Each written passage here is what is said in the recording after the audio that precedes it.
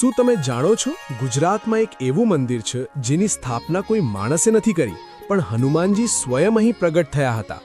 400 વર્ષ જૂનો ઇતિહાસ પાંડવો સાથેનો સંબંધ અને માછણ નદીના કિનારે આવેલું આ આસ્થાનું કેન્દ્ર આજે અમે તમને લઈ જઈશું દાહોદ જિલ્લાના લીમડીમાં આવેલી હનુમાન ટેકરીએ જ્યાં દર્શન માત્રથી ભક્તોના કષ્ટ દૂર થાય છે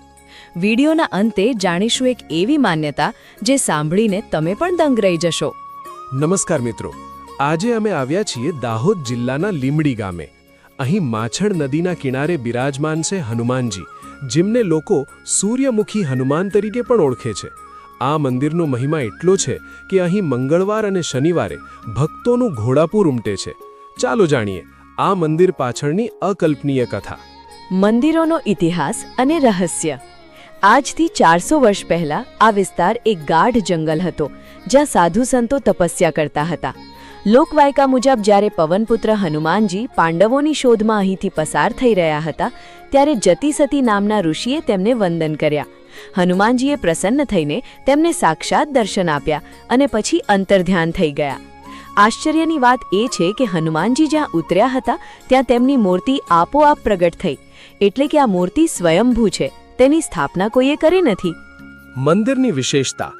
આ મંદિરની ભૌગોલિક સ્થિતિ પણ અદ્ભુત છે મંદિરનું મુખ ઉગતા સૂર્ય તરફ હોવાથી તેમને સૂર્યમુખી હનુમાન કહેવાય છે મંદિરની જમણી બાજુ પવિત્ર માછણ નદી વહે છે તો સામેની તરફ કુબેરેશ્વર મહાદેવનું મંદિર આવેલું છે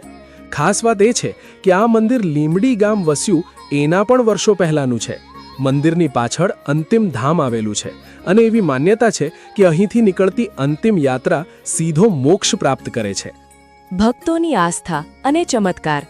ભક્તો માને છે કે જે દંપતીને સંતાન સુખ ન હોય તેઓ જો અહીં આવીને સાચા મનથી બાધા રાખે તો હનુમાનજી તેમની જોડી ચોક્કસ ભરે છે હનુમાન જયંતીના દિવસે અહીં હજારો ભક્તો મહાપ્રસાદનો લાભ લે છે અને ધન્યતા અનુભવે છે